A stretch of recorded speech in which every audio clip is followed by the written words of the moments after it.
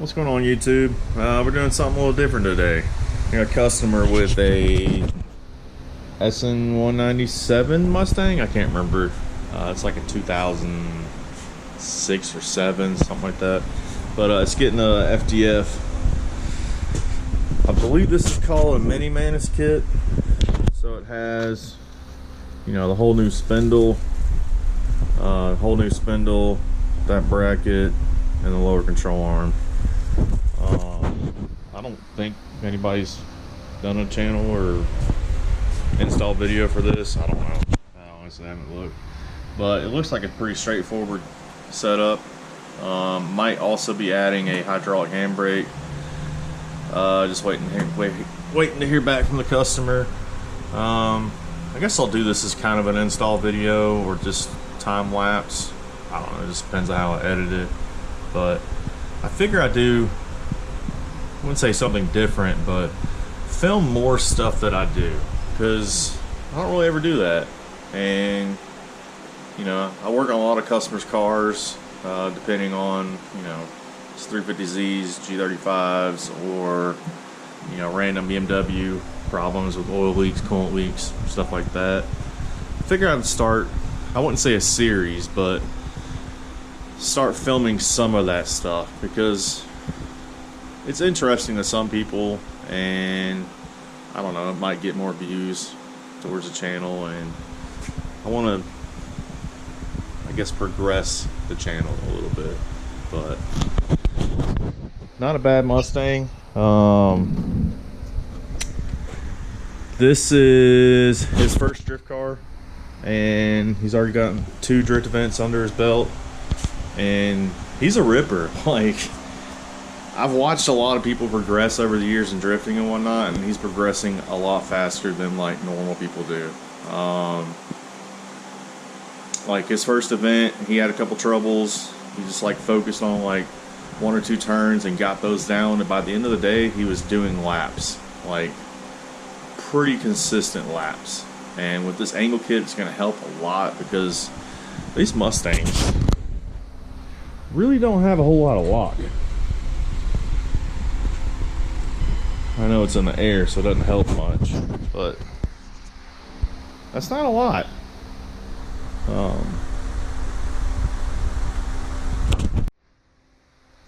I used to always say people don't really need angle kits, but when you have like these big heavy cars, and you know, these cars that handle kind of like boats and don't have, like, look at that lock on the other side. That's horrible. So I'm gonna do what I always do. I usually mark a piece of tape straight, and then go to full lock, and then the after lock after the angle kit's put on, and see the difference. It's kind of cool to see. But let's get this started. Figure I'd do a little side-by-side comparison. You know, factory, FDF. Seems pretty simple. I don't know why, but these back bolts, pretty sure Incredible Hulk tightened those down. They're only supposed to be, I think, 80 foot-pounds, and they were way over that. Probably never been taken off before, but wasn't too bad. It kind of reminds me of BMW steering. As you see, these are forward steering racks, and it's a weird combination. Kind of reminds me of like BMW, and then kind of like S chassis coilover design. It's kind of cool to work on something different that I'm not used to. I went ahead and did this side off camera just to make sure I knew what I was doing. Plus, you would have hated that cringe footage of me struggling to get those bottom bolts off. But let me get this side mocked up, and then I'll jump on the other side. And also, sorry about the AC noise. That thing is it's humming today. It is, I don't know if you can read that, 83 in here. It was 92 when I got in here, so it's toasty. No, I closed the door because I kept getting like bugs, like wasps and bees just kept bugging me. I guess I got a nest somewhere I gotta find. So let me get back to this. Alright, I got this side on. Wasn't too bad. These bottom bolts were really tight. But I think those were a 19? I can't really remember. And that was a 19 and a 21. This other one right here. I don't know if this sway bar is going to work. So when I tried turning it, it's binding. But I'll figure that out shortly. Now I got to do the other side.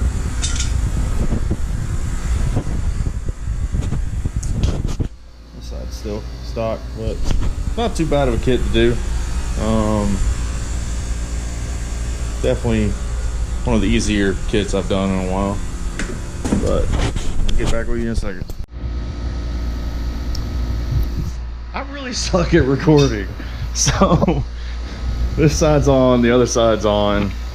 Since he didn't get the upper spacer thingies that change some of your camera and stuff, I had to cut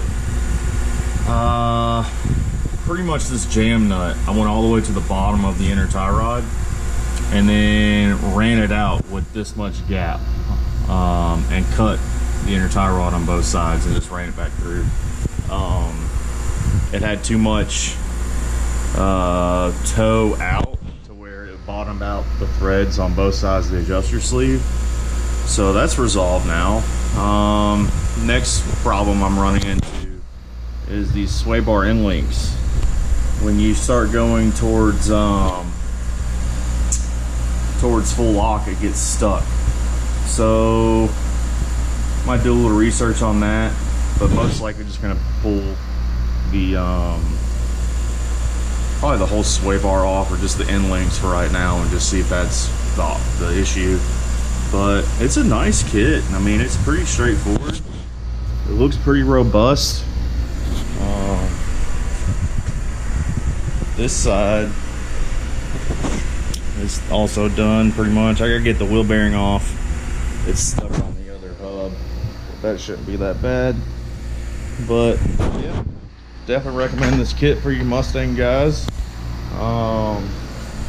It's pretty straightforward. You have to figure out a couple little things, but yeah, let me get this wheel bearing on the other side, and then I want to mount the wheels on it and check the camber, make sure it's not too much, and go from there.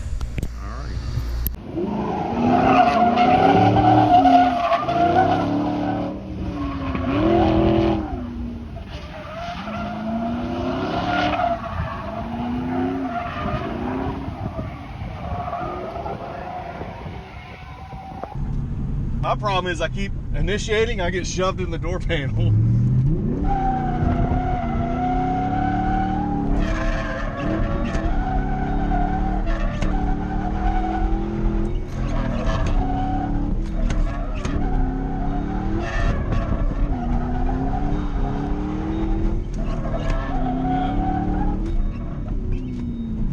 Alright, I think I got it. So you're using that to just slow down the drift? Yeah, so when it kicks out too much,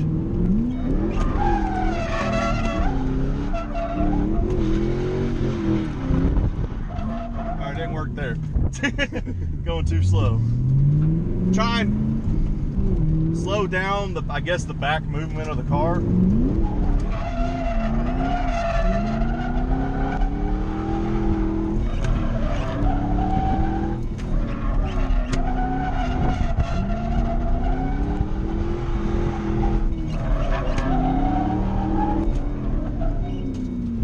Not a bad car though. Oh, Less than $2,500 all the way together. It's oh, not too shabby. Not bad at all. I would definitely get a seat, because I'm like getting slung the fuck around. I'm going over here, going over here. That'd be your best upgrade right now. A seat? Yeah. So do you think it like 3 clicks on the springs all the way around? Yeah, see where they're at, and then go up from there.